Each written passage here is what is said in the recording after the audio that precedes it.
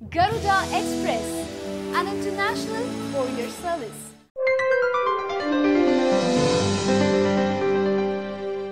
నమస్తే, welcome to yo-yo TV.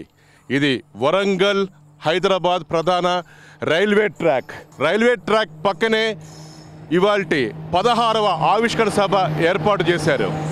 ఇది చాలా అత్యంత ముఖ్యమైనటువంటి ఈ రైల్వే ట్రాక్. దాంతోపాటుగా ఇక్కడ కూడా పూర్తిగా సెక్యూరిటీ ఏర్పాటు చేశారు. 4 చెక్ పాయింట్లు కూడా ఏర్పాటు చేశారు ఈ సభా ప్రాంగణానికి ఆనుకొని ఉన్నటువంటి ఈ 4 చోట్ల. మీరు చూస్తున్నారు ఇప్పుడు యోయో టీవీ మీకు చూపిస్తోంది. మీరు ఈ సభా ప్రాంగణంలో ఎదురుగా మీకు కనపడుతుంది ఈ 16వ ప్రగతి నివేదన సభ వేదిక. చాలా పెద్ద వేదిక అది. అంటే చెప్పుకోవాలంటే 10 ఫీట్ హైట్తో పెట్టారు. ఆ 10 ఫీట్ హైట్ మీద 500 మంది ఈ సభలో కూర్చోవడానికి అనువుగా ఏర్పాటు చేశారు. ఇవాల్టి సభలో కేసీఆర్ మాట్లాడతారు, ప్రధానమైన వక్తలు 2-3 మాట్లాడతారు. దాని పక్కనే కూడా ధూమ్ధామ్ 300 మంది కళాకారులతోటి దద్దరిల్లిపోనుంది. తెలంగాణ కోసం ఒక ఉద్యమంలా ముందుకు కదిలి తెలంగాణ కళాకారులు సాధించుకున్నారు. కేసీఆర్ ఎక్కడ సభ పెట్టినా కూడా ధూమ్ధామ్ తప్పకుండా ఉంటుంది. దాంతోపాటుగా మీరు చూస్తున్నటువంటి యోయో టీవీ ఎక్స్క్లూజివ్ విజువల్స్, ఇక్కడ ఒక ప్రభలు కట్టారు. ఇది విజయానికి చిహ్నం. ఈ ప్రభలు ప్రధానంగా ఎలా ఉంటాయి అని చెప్పంటే, ఊళ్ళల్లో గ్రామ దేవతల కోసం తమ మొక్కు తీర్చుకోవటానికి వీళ్ళు ఏర్పాటు చేస్తుంటారు. తమ భక్తిని చాటుకోవటానికి విజయానికి చిహ్నంగా ఈ ప్రభలు ఉంటాయి. సో దాన్ని ఈ ప్రగతి నివేదన సభలో వాటిని ప్రదర్శిస్తున్నారు. అంటే రాబోయే రోజుల్లో టీఆర్ఎస్ విజయ ఢంకా మోగించాలి, ఇది విజయానికి చిహ్నం, శుభసూచకం. ఈ ఉద్దేశంతో వీటన్నిటిని తెలంగాణ రాష్ట్రాల్లో కొన్ని ముఖ్యమైన ప్రాంతాల నుంచి తీసుకొచ్చి ట్రాక్టర్ల మీద ఇక్కడ ఏర్పాటు చేశారు. ఈ రైల్వే ట్రాక్ సంబంధించి సెక్యూరిటీ చాలా ఇంపార్టెంట్. ఈ నేపథ్యంలో ఈ స్థలాన్ని ఎంచుకున్నప్పుడు ఇక్కడ కొన్ని పికెట్ పాయింట్స్ కూడా ఏర్పాటు చేశారు. మొత్తం సభా ప్రాంగణం దాదాపు 260 ఎకరాలు ఉంటుంది. ఈ 260 ఎకరాల కోసం వీళ్ళు ఉదయం నుంచి దాదాపు సాయంత్రం వరకు 30 రోజుల పాటు 5,000 మంది కార్మికులు పనిచేశారు. వరంగల్ మహానగరానికి ఏ రోడ్ల కూడలైతే ఉన్నాయో, ఎక్కడి నుంచి అయితే వెహికల్స్ అన్నీ వస్తుంటాయో ఎక్కడ ట్రాఫిక్ జామ్ లేకుండా క్లియర్ చేశారు.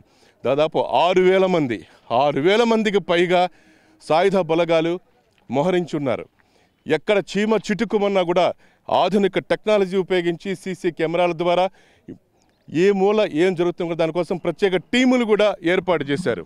నభూతో నా భవిష్యత్ అన్న రీతిలో ఈ మహాగర్జన జరిగిన ప్రాంతం నుంచే మళ్ళీ ప్రగతి నివేదన సభని ఈ 3 సంవత్సరాల కేసీఆర్ పాలన ఏదైతే ఉందో అది ప్రజల ముందు తీసుకొచ్చే ప్రయత్నం. ఇక్కడ మనతో టీఆర్ఎస్ నాయకులు వీళ్ళందరూ ఉన్నారు. మనం వారితో ఒకసారి మాట్లాడదాం, వారి గురించి తెలుసుకుందాం.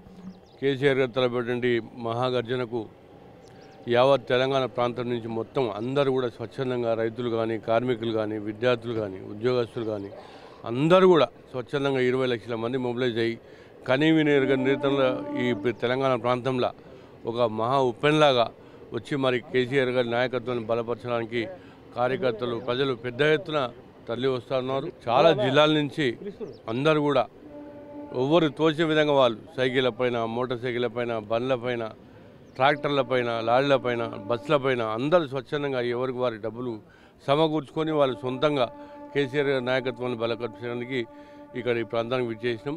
మేమందరం కూడా యావత్ రైతాంగం అంతా కూడా కదులుతూ ఉంది.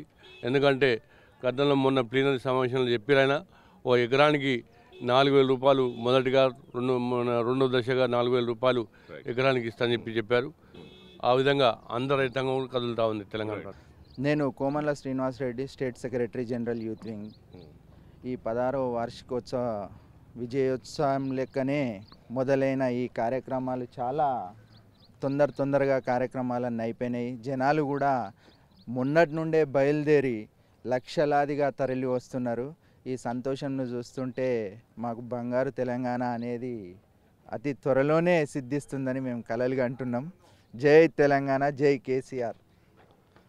16వ వార్షికోత్సవానికి వచ్చేసిన నెల సంధి నడుస్తున్న ఈ 5,000 జనాభాతోని ఈ కార్యక్రమం నడిపిస్తున్నాడు. కేసీఆర్ గారికి కృతజ్ఞతలు చెప్పుకోవాలి. అదేవిధంగా ఈ మధ్యలో రైతాంగానికి రైతు రాజ్యం కావాలి మన తెలంగాణ అని చెప్పేసి రైతులకు ఎకరానికి 4,000 రూపాయలు ఇవ్వాలని చెప్పేసి కోరుకోవడం జరిగింది.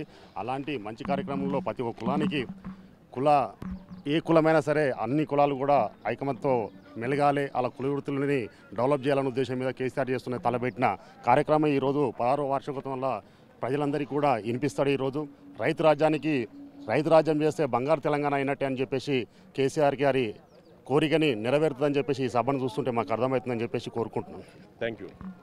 సో చూశారు కదా, ఎక్కడెక్కడి నుంచి చీమల దండుల కదులొస్తున్నారు. ఉద్యమం కోసం, తెలంగాణ కోసం ఎవరైతే ఉన్నారో మళ్ళీ అదే ఊపు, అదే శక్తి, అదే ఉత్సాహం. Over to studio.